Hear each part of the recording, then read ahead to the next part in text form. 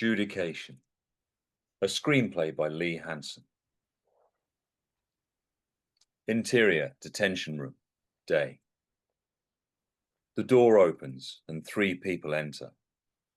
These are Mark, Rosie, and Fran. All 3 are tense and unsure of their surroundings. The door closes and locks with a bang. Never thought I'd get picked to do one of these. At least we get paid. Blood money, that's what it is. Come on, we've all got to do our part. A klaxon screams and everybody jumps. A 5-minute countdown appears on a screen bolted to the wall. The frosted glass cylinder becomes transparent, revealing a man strapped to a chair. The man has a hood over his head. He will become known as Martin. God, why do we have to see him? This whole thing is sick, if you ask me. Look, we've only got 5 minutes to do this, so let's just get it done. Who is he? It doesn't matter who he is, he's guilty and that's that. But is he guilty? Do we really know that? Of course he's guilty. It's all done by computers these days, so the verdict can't be wrong. Spoken like a true party member. Hey, I do my bit and I'm not ashamed of it. So what now? This file should be somewhere. Rosie walks over to the console. She touches the glass cylinder, but Martin doesn't stir. Hear us? I doubt it. Rosie finds a folder and opens it. His name is Martin Holmes, and he's 47. Don't tell us his name. This is hard enough as it is. Mark walks over to the console. There is a signing pad and 2 buttons. Green for prison, red for execution. Okay, we decide his fate, sign this pad and push either prison or execution. It might be a good idea to find out what he's guilty of first. Rosie scans through the folder.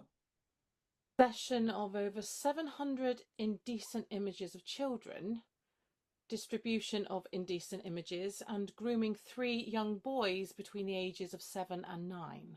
Oh, that's a relief. Excuse me? Well, I was worried this was going to be a hard one. But he's a sex pest, a danger to society. I vote he'd be executed. I vote prison. You can't put a man like this in prison. Why not? That's what they were built for. That's what we used to do before it became cheaper to just have people erased. Be sensible, lady. The government hasn't got the money to keep housing sick freaks like him. Funny how they always have money for bombs and drones. Look, I'm not going to stand here and discuss politics with you. With the likes of you. Look, we're tied either way, which means you're the deciding vote. What's it going to be? I don't know. Everyone should have the chance of redemption. You fiddle with kids, you cross a line. You can lock away someone for 100 years and they won't change. They might want to change, but sooner or later they will revert back to who they are. I agree. Oh, not you as well. I have 2 boys and I wouldn't let that man anywhere near them. No one should have the power to decide who lives and dies. Who dies? Another bleeding heart liberal. It's people like you that ran this country into the ground. And I suppose our new government is the saviour that's going to bring us into the light. Every promise they made, they kept. They said they'd give every Englishman a job, and they did. They said they'd stop the migrants, and they have. They also killed free speech and same-sex marriage. It's called progress, lady. No, it's called fascism. The klaxon screams. The countdown on the screen shows that they have 2 minutes. We're running out of time. Let's just end this so we never have to see each other again. That's the first sensible thing you've said. Mark walks over to the console and signs his name. His signature appears on the screen. Fran walks over and snatches the pen off Mark. She signs the pad, and her signature appears also on the screen. I vote the death penalty. I'm not paying for this pervert to sit in prison watching TV. I vote prison. Let's at least give him a chance to change. Mark hands the pen to Rosie. It's on you. You're too young to remember, but life wasn't always like this.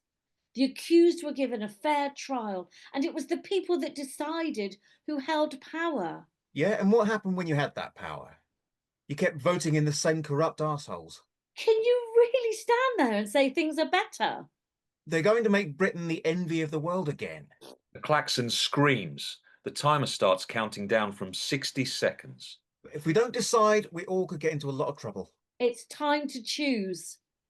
God, you people. You talk about how great yesterday was, and you talk about how great tomorrow will be. All I care about is today, and today stinks. Look, I don't know this, Martin, but I know my children, and I think the world will be a little bit safer with one less paedophile. I'm sorry. So am I. Mark hands Rosie the pen.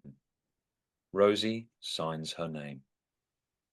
From inside the glass cylinder comes the sounds of Martin crying. The hood keeps sticking to his face, then releasing as Martin's breathing becomes more heavy.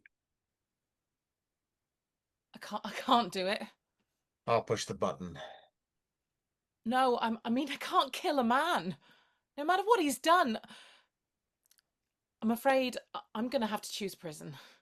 Mark goes to protest, but the klaxon screams for a final time. I think we have a decision. Okay. I don't agree with it, but I'll accept the decision. Who says democracy's dead? It's the green button. I know.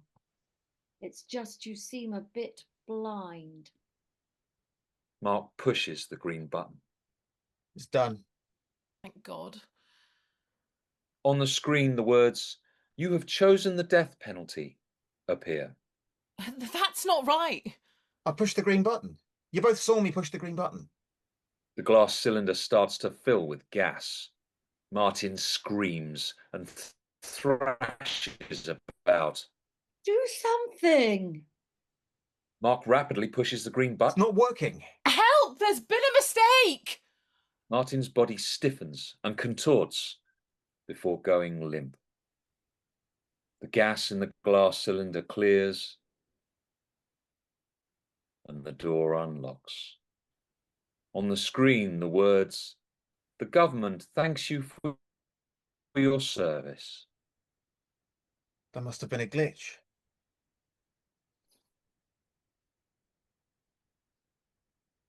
Her out of the room. It was just a glitch, that's all. Mark gives the glass cylinder one final look before following Fran and Rosie out of the room. The end.